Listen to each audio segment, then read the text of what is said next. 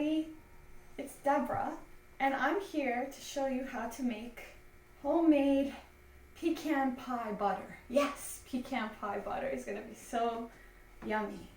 So, what you need is a food processor. I'm going to make an 8-ounce serving, but you can easily double this.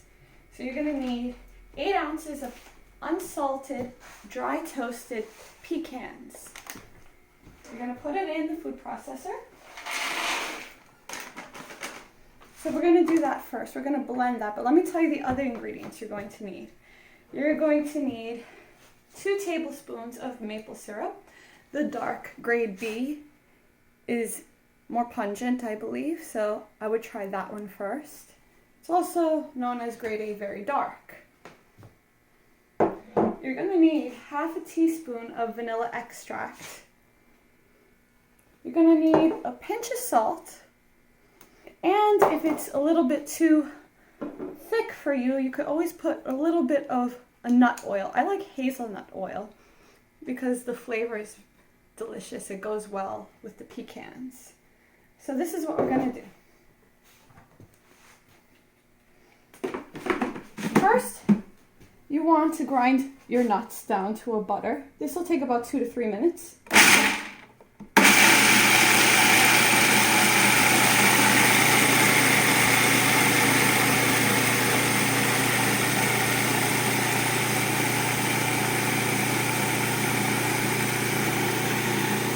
Now, as we wait for it to grind, I'm going to cut the video so I can show you how it looks after. See you in 3 minutes. Welcome back, everybody. If you come closer, I'm going to show you how the pecans look after they've been processing for the past 2 or 3 minutes. This is the texture you want. Now, we want pecan pie butter. So, in order to make it taste like that, we're going to put 2 tablespoons of maple syrup.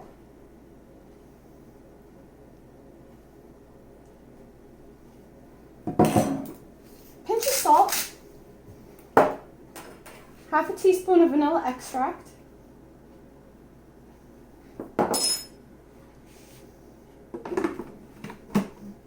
and we're going to process it for the next 2 or 3 minutes. That way we blend all the ingredients evenly.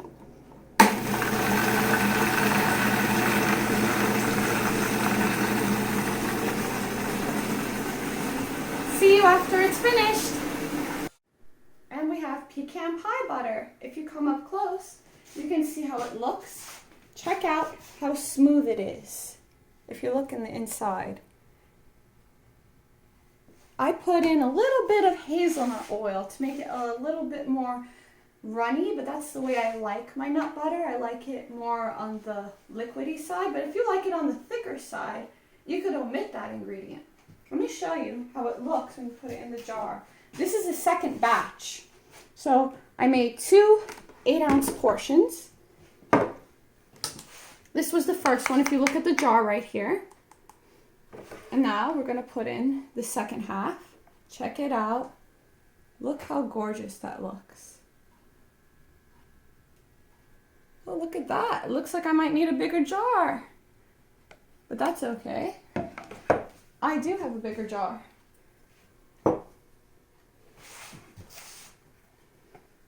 So this is where the rest of it will go. Always make sure you use mason jars. The glass mason jars are the best to seal it and to keep it fresh.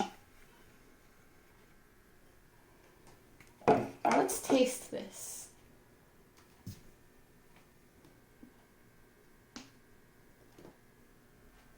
Wow. Tastes exactly like a pecan pie. You are going to love this. You could put it on bread, on crackers. It's delicious. Try the recipe and let me know what you think. Take care, everybody.